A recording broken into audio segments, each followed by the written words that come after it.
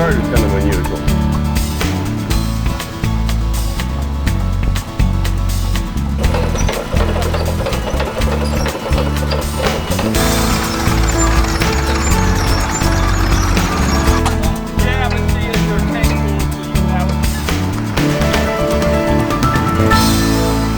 No, my favorite parts are the people.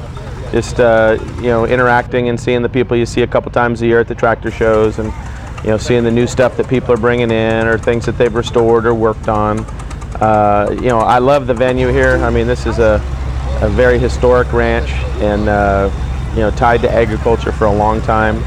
And for them to share this ranch with us is great. I mean, having the steam trains here, you know, having the runway down there, airplanes came in, helicopters came in. It's just a great venue, you know, to have a show like this. You know, I never did get a final count. I think we're somewhere probably around 250 pieces of or tractors and implements and stuff like that, steam engines, out here in this field. And I think we had, you know, 300 or 400 gas engines up on top. We had 3 steam trains. We had old coal harvester.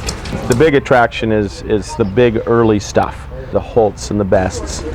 And lately we've had some guys get in some really neat big gas tractors, Rumleys, Averys, Altman Taylors. So we had a lot of really neat stuff.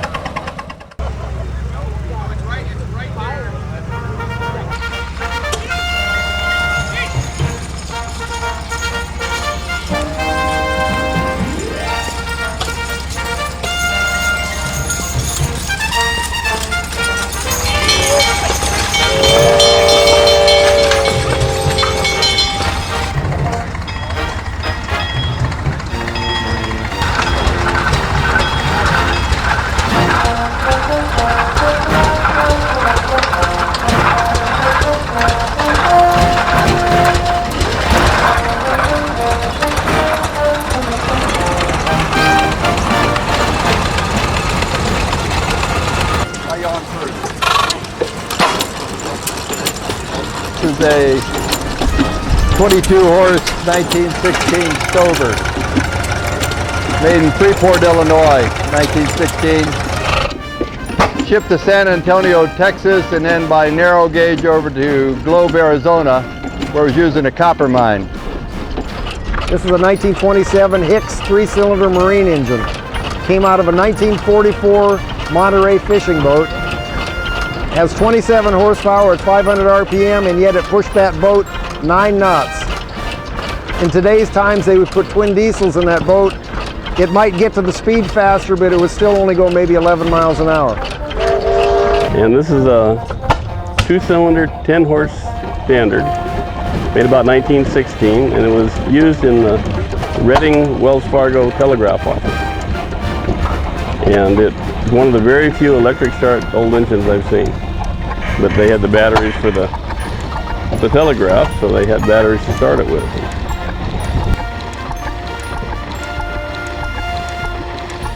It came from about 30 miles from where I live. And it went from the telegraph office to 2 guys in Reading. Then it went to Iowa, came back to Salem, Oregon, went to Woodland, Washington, and then to Nino, Washington. So it's been to, what, 6 or 7 collectors since I got it, before I got it.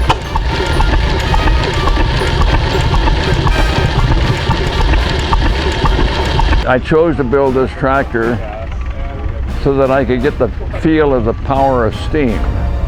And also it has a real historical significance. It is a replica of the first Caterpillar sold. It is a traction engine, but it's a traction engine.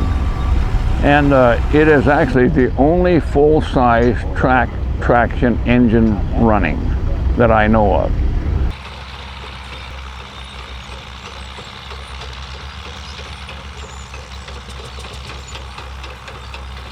Each fellow you talk to that's his pride and joy. This isn't something that come out of the garage. So these guys are really excited about what they brought, you know, and rightfully so. Each one is a unique engine, and you just don't have enough time. Anytime there's a national event of all of our clubs and the national is put on, I'm actually part of Branch 27, which is putting this on, you will see engines that you normally wouldn't see that come out of the woodwork. I thought it was great. Probably the biggest national on the West Coast. And I've been to most of them in the last 40 years. This is as good as they get. The rarest of the rarest has showed up here, and the rarest of the tractors and most of the Holts and best. And you'll probably never see a tractor show or a gas engine show like this again. Probably the funnest engine show I've ever been to. All my friends are here and we're all having a real good time. It's just been a real great meet. It's great. It's a great event. Man, it's really neat. So we had great food, we had great people, we had great weather, a little bit warm today, wonderful tractors, good crowds, you know, it was very successful.